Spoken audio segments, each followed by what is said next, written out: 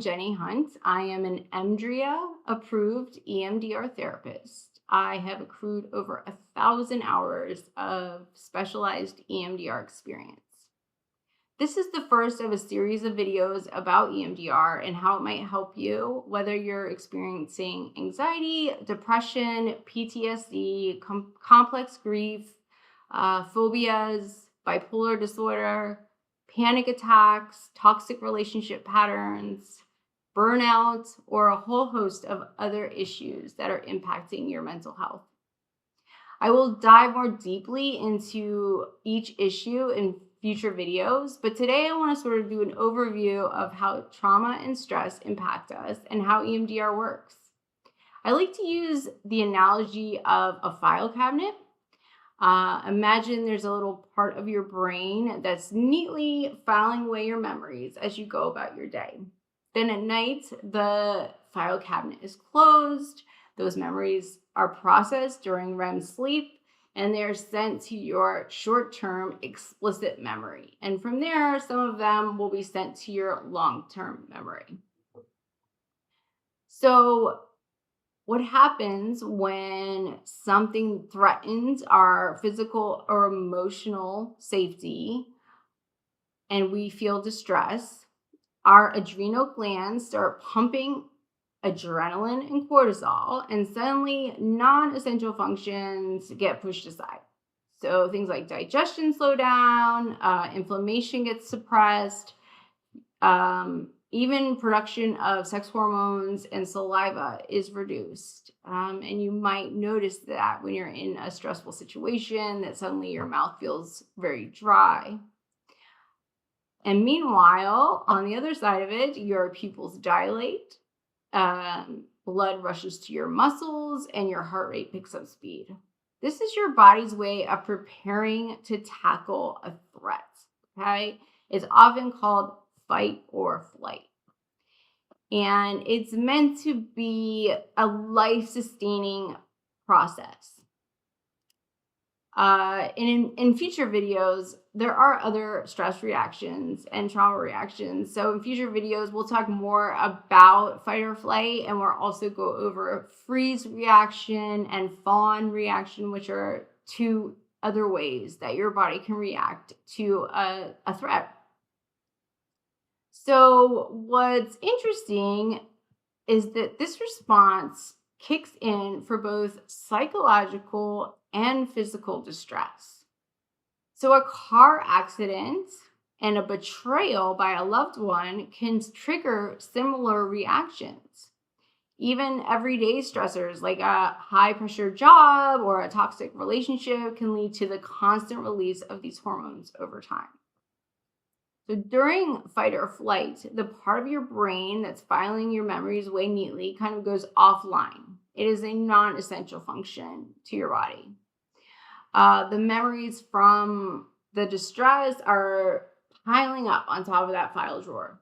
And when it's time for REM sleep, your brain struggles. It can't close the drawer. For some people, this leads to sleep disturbances like insomnia, nightmares, fragmented sleep, and night sweats. These trauma memories, these distressing memories, end up getting stored improperly, with some in your conscious memory and some in your unconscious or implicit memory. So the conscious explicit memory is kind of like a scrapbook in your mind. It contains things that you can consciously recall and talk about, like facts or events. For example, remembering your last birthday party or the capital of France, right? So that's explicit memory at work. It's the stuff you're aware of and you can easily describe. On the other hand, implicit memory is like background music that plays without you even noticing. It's the kind of memory that influences your behavior without you actively thinking about it. So for instance, knowing how to ride a bike or type on a keyboard happens through implicit memory. You just do it automatically without having to consciously remember the steps. So how can you tell if you have unprocessed memories lurking in your implicit memory?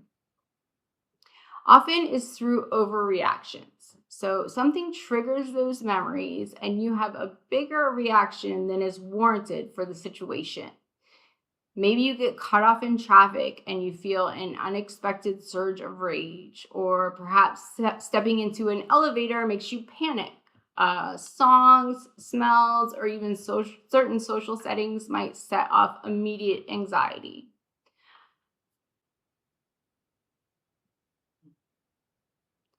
So these overreactions are your brain's attempt at protecting you from perceived dangers based on past experiences, even though they're no longer relevant, and actually can make us less safe. So, for example, if you have been in a motor vehicle accident, right, and someone sideswiped you, someone moved into your lane, and you had an accident, you might panic and have anxiety every time, a car is right here, right next to you, traveling right next to you in the other lane.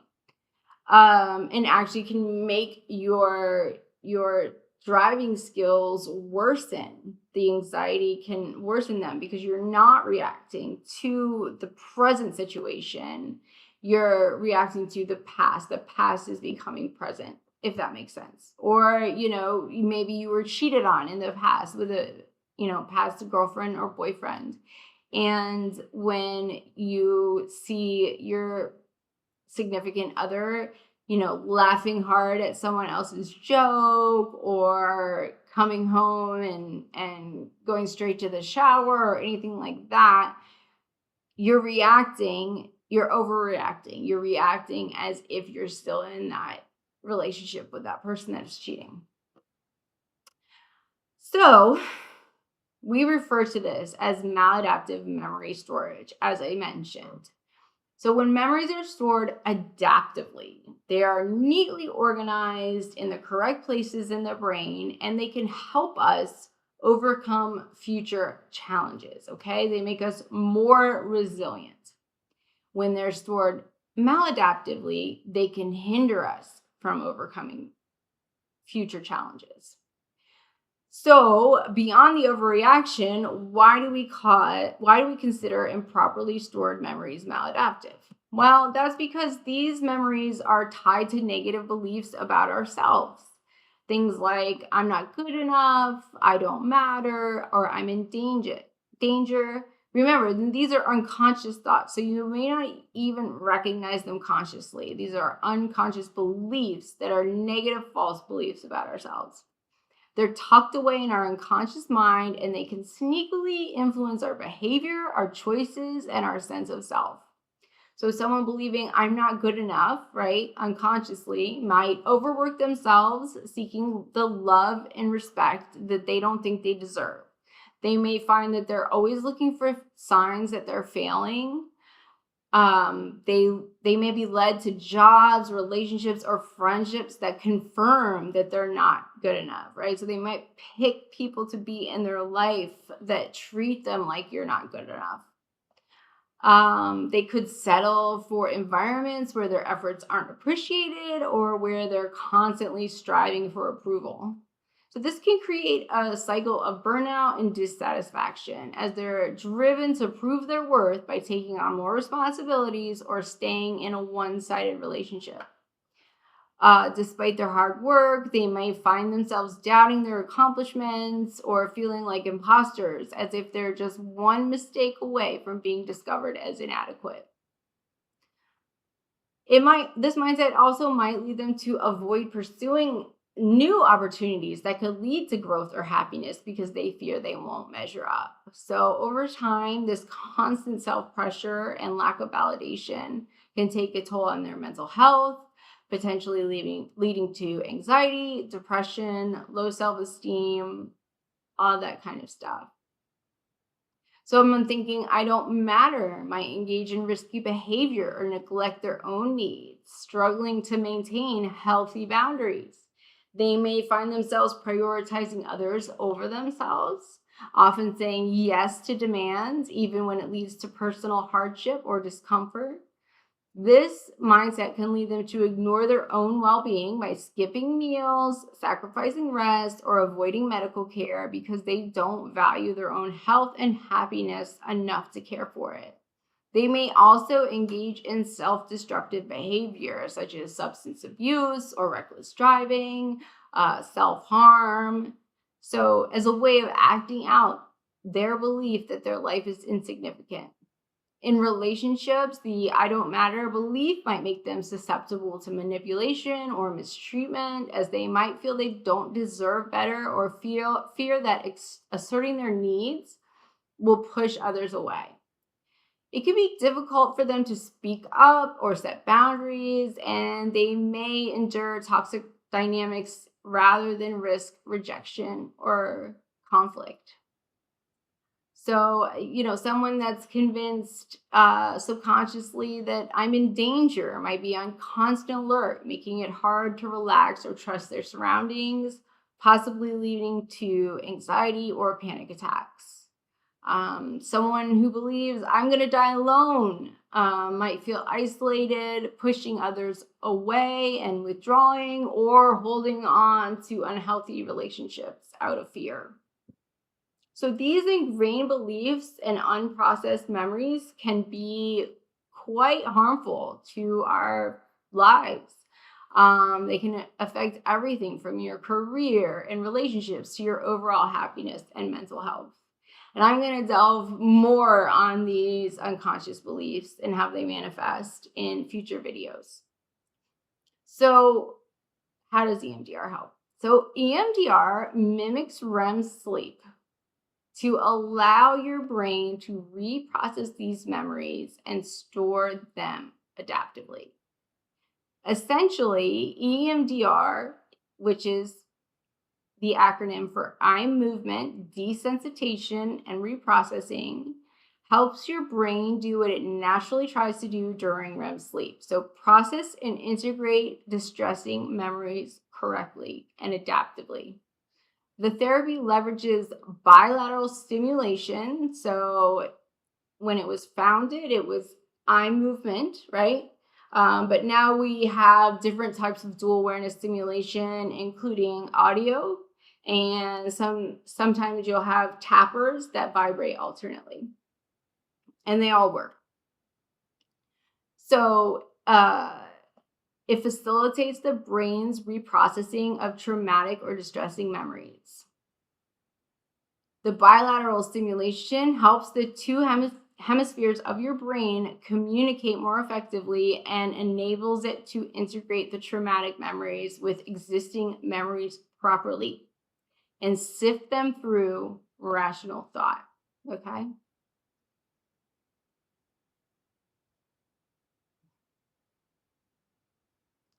So, when memories are processed adaptively, they're moved from the part of your brain that triggers the fight or flight response to the part that logically and calmly deals with memories.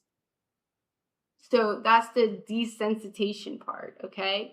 These distressing memories lose their grip and the intense emotions that are connected to them. So, we're going to remove that trigger, is the goal. And then instead of being accessed reactively and unconsciously and causing these huge responses, these overblown responses, these memories become like regular, non-disturbing memories. Okay. And as a result, your negative self-beliefs become more realistic and balanced. So I'm not good enough could become I am capable. And I'm in danger could become I can handle challenges safely. With therapies like EMDR, we can work to uncover the negative thoughts, access the root memories, and reprocess them. So this transformation helps turn negative beliefs into positive ones and promotes healing and self-acceptance. Okay, so now that we've talked about stress, trauma, and EMDR, I do want to mention a couple of great things about this process. Number one, EMDR requires minimal disclosure from the client.